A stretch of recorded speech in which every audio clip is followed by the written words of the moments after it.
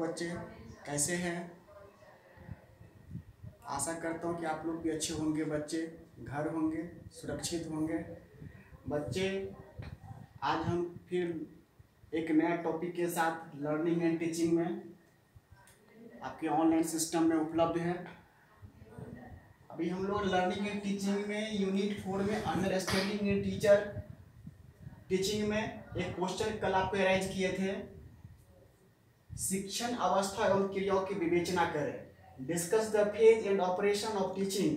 तो हम लोग क्या किए थे कल, शिक्षण की अवस्था है, शिक्षण अवस्थाओं के हम लोग कल डिस्कस कर लिए थे।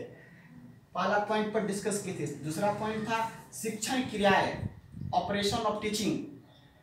जिस तरह से हम लोग शिक्षण क्रियाओं के 3 टाइप्स ऑफ में डिवाइड किए थे, प्री एक्टिव स्टेज, दूसरा interactive stage and last post active stage को।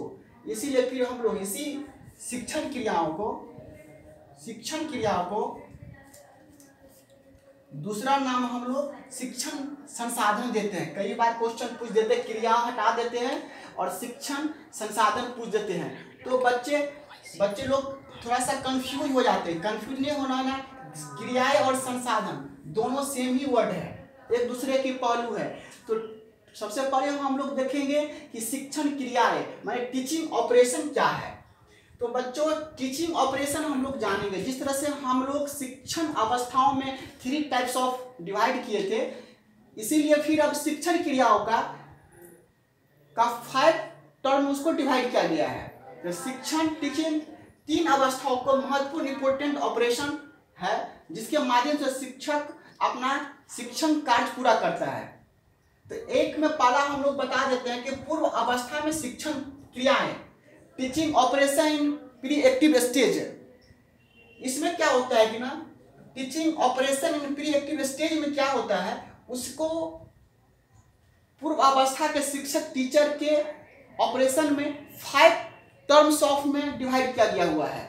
तो सबसे पहले हम लोग जिस तरह से हम लोग प्री एक्टिव में किए हैं, उसी से प्री एक्टिव में टीचिंग ऑपरेशन एक प्री एक्टिव स्टेज का 5 टर्म में 5 पॉइंट में उसको हम लोग को डिस्क्राइब करना है। तो सबसे पहले हम पॉइंट आप लोगों को नोट कर लीजिएगा, क्योंकि पहला पॉइंट मैं आपको बोल रहा हूं, उद्देश्यों का निर्माण एवं निर्धारण, formulation of goals. Second point है आपका पाठ वस्तु का चुनाव, सेलेक्ट ऑफ कंटेंट। तीसरा पॉइंट है शिक्षण शैली तथा तत्वों की व्यवस्था संबंधी कार्य, arrangement of the element and style of teaching.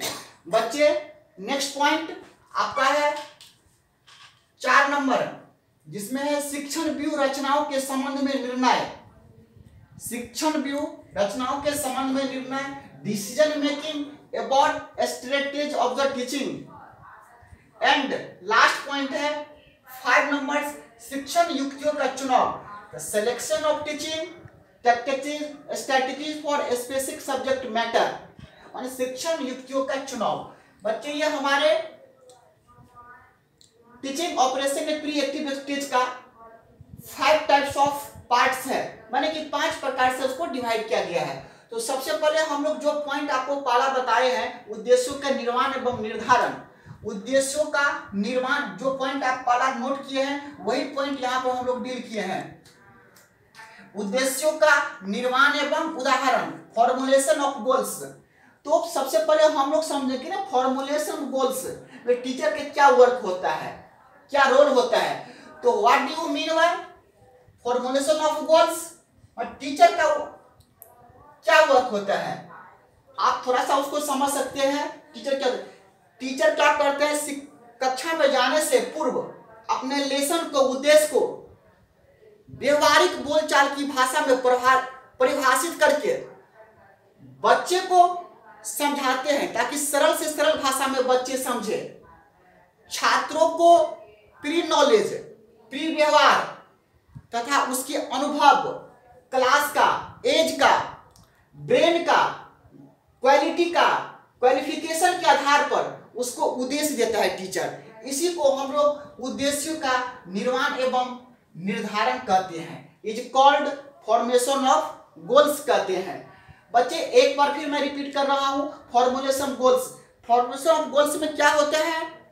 Teacher classroom में जाने से पहले पठन पाठन का वस्तु और बच्चों को सरल भाषा में, बोलचाल की भाषा में पहले पठन पाठन को एक ऑब्जेक्ट तैयार करते हैं। उसके बच्चे के योग्यता के अनुसार, बच्चे की एज के अनुसार, बच्चे को मानसिक के अनुसार उसको अपना जो पाठ वस्तु या लेसन बनाते हैं, उसको बच्चे को सरल से सरल भाषा में परिभाषित करके उसको देते हैं। उसी को हम लोग बोलते हैं उद्देश्यों का निर्माण एवं निर्धारण, as called formation of goals कहते हैं। थोड़ा सा हम इंग्लिश में आपको समझा देते हैं, जो बच्चे ऐसे जो इंग्लिश मीडियम से हैं। फर्स्ट है here is decide as to at what level of sophistication और abstraction he is the going to fix up the goals. Teacher, इसका अर्थ हुआ बच्चे कि टीचर जो है क्लासरूम जाने से पहले एक ऑब्जेक्ट, एक लेसन पहले ही फिक्स कर लेता है कि हमको क्लासरूम में जाएंगे तो बच्चों को किस योजना से, किस प्लान से बच्चों को हम पढ़ाएंगे। ओके, आप नोट भी कर लेंगे, नहीं पढ़ेंगे तो आप उसको ध्यान से देखें और रीड करेंगे ऑनलाइन से। अब सेकेंड टॉपिक पर हम लोग चलते हैं बच्चे, पाठ वस्तु का चुनाव। सेकेंड पॉइंट है पाठ वस्तु का चुनाव, सेलेक्ट ऑफ कंटेंट। आपको सेकेंड पॉइंट हम लिखाए होंगे पाठ वस्तु का चुनाव, उसके इंग्लिश में होता है सिलेक्शन ऑफ कंटेंट। तो आपको पाठ वस्तु का चुनाव टीचर ही करते हैं, शिक्षक के लिए ही है। ये आपको शुरू में ये टीचिंग ऑपरेशन, माने टीचिंग ऑपरेशन टीचर के लिए ही ये आते हैं। तो शिक्षण उद्देश्य के बाद शिक्षक निर्धारित उद्देश्यों के अनुसार पाठ्य सामग्री का, पाठ्य वस्तु का चयन करता है, माने सिलेक्ट करता है। अब पाठ्य वस्तु चुनाव के समय पाठ वस्तु के प्रकृति, उसका स्तर का, उसके स्वरूप का, उसके लैंग्वेज का, साथ साथ छात्रों का स्तर का, एज का, इटीसी बहुत सारा ध्यान रख करके बच्चे को पाठ का वस्तु का सिलेक्ट करते हैं। जो टॉपिक टीचर सिलेक्ट करते हैं उसी टॉपिक को टीचर क्लास में पढ़ाते हैं। और पाठ वस्तु का चुनाव टीचर उस बेस पर जाकर करते हैं, कौन सा पाठ पढ़ाना है, क्यों पढ़ाना है, छात्रों को प्री नॉलेज क्या है, छात्रों को प्री बिहेवियर क्या है, टीचर थिंकिंग करता है। उसके बाद उस स्तर के लेवल से बच्चा को प्रेरणा देते हैं और इसी प्रकार से बच्चा इवोल्यूशन करता है और उसको अपनी सरल भाषा में समझाने की कोशिश करते हैं। इसीलिए टीचर पहले क्लास में जाने से पहले पाठ वस्तु का भी चुनाव, माने सिलेक्शन ऑफ कंटेंट करते हैं। 2 पॉइंट। अब हम लोग चलते हैं बच्चे, नीचे चलते हैं थर्ड पॉइंट पर। थर्ड पॉइंट पर आपको बताए होंगे शिक्षण शैली तथा तत्वों की व्यवस्था संबंधी कार्य, arrangement of the elements and styles of teaching. बच्चे इसमें जो होते हैं ना, पाठ वस्तु के चुनाव के पश्चात शिक्षक इस बात पर थिंकिंग करता है, सिलेक्ट करता है पाठ वस्तु को कैसे, किस स्किल से बच्चे को समझाएंगे कि मेरा क्लासरूम अट्रैक्टिव हो, बच्चे उस चीज को इजी वे में आसानी से, जो मेन पॉइंट है मेरा, उसको समझ सके। टीचर इसके लिए एक मनोवैज्ञानिक एवं तर्कपूर्ण ढंग से, क्रमबद्ध तरीका से क्लासरूम में बच्चे को रिप्रेजेंट करते हैं और आसानी से बच्चे को नॉलेज प्रदान करते हैं। उसी को हम लोग कहते हैं स्किल, शिक्षण शैली तत्व की व्यवस्था संबंधी कार्य, arrangement of the element and styles of teaching is called. तो बच्चों सबसे पहले आप इस चीज को अच्छे से समझिएगा, ये शिक्षण शैली है, टीचिंग का स्किल है। आपको टीचिंग शैली आपको खुद अपने आप में डेवलप करना है, वही डेवलप को थिंकिंग करना है, थिंकिंग करके एक अच्छे से नोट पॉइंट बनाना है। उसी पॉइंट के अकॉर्डिंग आप बच्चों को क्लासरूम में अपने जो कौशल है, अपने जो टीचिंग की स्किल है, उस टीचिंग को स्किल को डेवलप करके स्टूडेंट को देना है ताकि बच्चे आसानी से नॉलेज प्राप्त कर सके। अब हम लोग चलते हैं बच्चों नेक्स्ट पॉइंट पर। नेक्स्ट पॉइंट आपका है शिक्षण की व्यूह रचनाओं के संबंध में निर्णय, decision making about strategies of teaching, शिक्षण व्यूह रचनाओं की संबंध में निर्णय लेना है। आप उसको थोड़ा इस क्रिया में शिक्षक छात्रों की आयु देखते हैं, एज देखते हैं, उसकी मैच्योरिटी देखते हैं, परिपक्वता देखते हैं, उसको क्वालिफिकेशन देखते हैं, योग्यता देखते हैं, आदि बहुत सारे स्किल को देखकर टीचर एक सरल लैंग्वेज बनाते हैं। वो लैंग्वेज शिक्षण की कार्य पर करता है और छात्र अध्यापकों का विभिन्न प्रकार के स्किल सब्जेक्ट को ज्ञान देता है ताकि कक्षा में शिक्षण के कार्य सुचारू रूप से चले।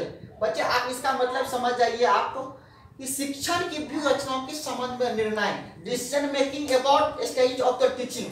बच्चे उसमें क्या होता है, इस क्रिया में क्या होता है, इस क्रिया में सबसे पहले टीचर अपने आप को एक स्किल डेवलप का वर्क करते हैं और सबसे बड़ी चीज बच्चे को, छात्र को ध्यान में रखकर एक लेसन पार्ट की योजना तैयार करते हैं।